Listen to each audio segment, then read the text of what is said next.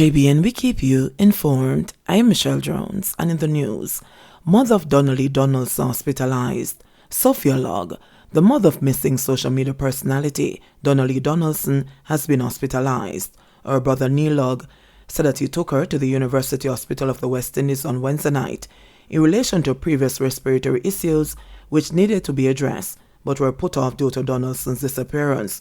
He said that subsequent testing had revealed that her condition worsened. Her illness, however, is not life-threatening, he noted. Neil, who is Donaldson's uncle, underscored that her disappearance has deeply affected the family, which he said has impacted his sister's health. Sophia Log, who reported her daughter missing on July 13, alleged that her boyfriend, Constable Noel Maitland, had picked up Donaldson the evening of July 11 and that she has not been seen since. Maitland was yesterday arrested by detectives from the Counter-Terrorism and Organized Crime Investigation Division. Artists listed among persons of interest in St. Andrew South. Dancehall artist Shane E. has been listed as a person of interest in relation to the recent flare-up of violence in sections of the St. Andrew South Police Division. He has been listed alongside Stephen Sterling, otherwise called Tractor.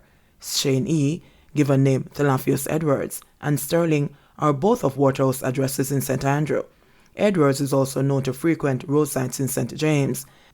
They are being asked to report to the Hunts Bay CIB by midday on Friday, July 29, 2022. Anyone with information about the whereabouts of these men is being asked to call the Hunts Bay Police at 876-923-7112 or Crime Stopper 311. Another victim succumbs following two-bus collision in St. Anne. Another person succumbed to injuries following Sunday's two-bus collision on the Londovey Main Road in St. Anne. The identity of the deceased has not been released. Chief Executive Officer of the St. Anne's Regional Hospital, Dennis Morgan, said the victim, a 20-year-old female, passed away on Thursday morning. The deceased was among 6 critical people admitted to the hospital. I just want to pause and extend condolences to the family of the deceased.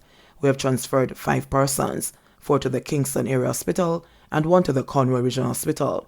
18 people are still hospitalized in our facility and all will require some amount of surgery, he said, as he appealed to residents who can donate blood to do so. We also use this opportunity to make an appeal for blood. We do need blood at our facility because the nature of their illnesses require more than the normal use of blood, so we're making an appeal to the public to come to the facility or go to the nearest blood collection site and donate.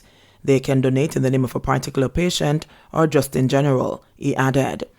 This is the 3rd victim to succumb to injuries sustained in the deadly accident.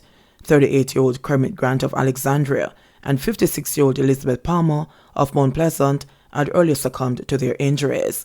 According to reports, Grant, who was behind the wheels of a 15-seater highest minibus, collided head-on with a 30-seater coaster at approximately 8:30 a.m. on Sunday.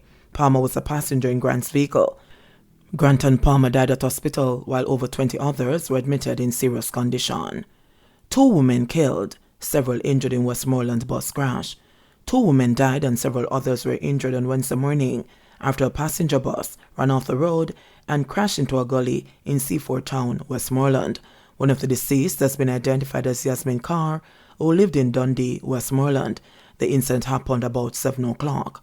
The police report that the bus, which plies the Seaford Town to Montego Bay route, was traveling from Westmoreland towards St. James. On reaching a section of the Seaford Town main road, the driver reportedly lost control of the bus, which ran off the road and overturned in a gully. Several of the passengers, including the 2 women, sustained injuries. They succumbed at the scene. The injured persons, including the driver, were transported to hospital for treatment. 2 bodies found near canal in Spanish Town. The bodies of 2 men were discovered near a canal along Job Lane in Spanish Town, St. Catherine this morning. A source has revealed that one of the men was reported missing on Friday, July 22. It is reported that residents stumbled upon the bodies around 9:30 a.m. and an alarm was raised. The police subsequently arrived at the scene and cordoned off the area. Deadly Clarendon drive-by leaves grief in wake. The last thing Juanita Allison said to her son, 16-year-old Damaro Gibson, before he died, is that he would be receiving a beating for thieving out the meat. She clung to that memory as she tried to come to grips with the fact that he was among the 6 people hit in a mass shooting Tuesday night at about 8:45 at a shop on Hollywood Drive in the quiet community of Newtown, Hayes, Phase 2. She said she had no idea why Demaro, a Bustamante High School boy and lover of the outdoors, was shot. The family is now trying to cope with the loss, even as they look for answers on a night that went wrong after he visited a corner shop where he hung out with friends as men played dominoes. 40-year-old laborer Christopher Romani, otherwise called Lucky, also succumbed to his injuries. Romani's son was spared, said residents, because he had collected a key from his father before leaving the location. Romani's son's mother, who gave her name only as Tiffany, said the boy was very close to his father. The mother of a 24-year-old man who is now in the hospital credits his being alive to the constant prayer she offered up for him before the incident. Her son, who was with his father in Antigua, decided he didn't like it there and returned to Jamaica. So him come and him just come take him clothes and stay one him guy friend. From him come, me tell him to stay warm, leave that guy company, she said. Hearing gunshots ring out and the screech of a speeding car, the mother, who requested anonymity, said she instantly started to worship, hoping that her supplications would bear fruit. There's no tears and me can't cry. Just bear worship me a worship. Me feel weak and me feel for all of them. But that little boy, if you ask him to move mountain, that little boy is Demaro. No tears can't come, she said of the 16-year-old who lost his life in the incident.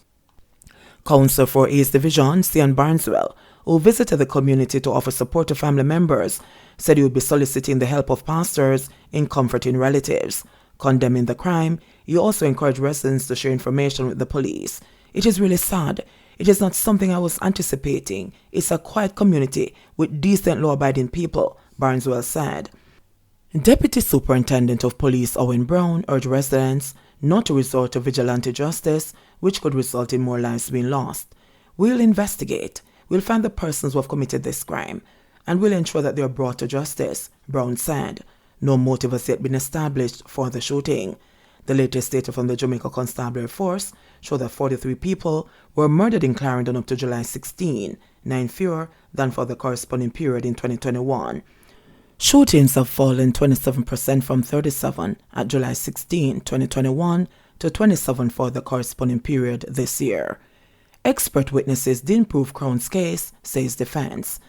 A defense lawyer in the Wandon gang trial argued Wednesday that the prosecution's expert witnesses, including the ballistic expert, did not strengthen the Crown's case. The expert witnesses, who should have been deemed or found to be objective witnesses, did not advance the case any further, Kimani Brightson said. He made the argument while insisting that the prosecution had failed to establish its burden of proof beyond reasonable doubt against his two clients, defendants Tomrick Taylor and Daniel Mackenzie.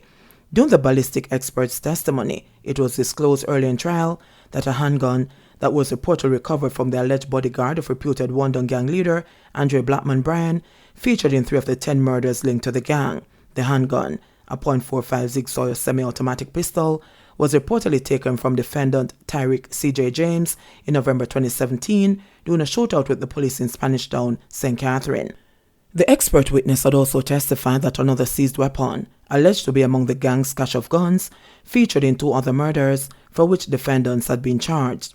The court had also heard that 11 guns were found to have been used in the execution of 10 murders, reportedly orchestrated by the gang and are directly linked to 35 shooting incidents, which include at least 27 other murders.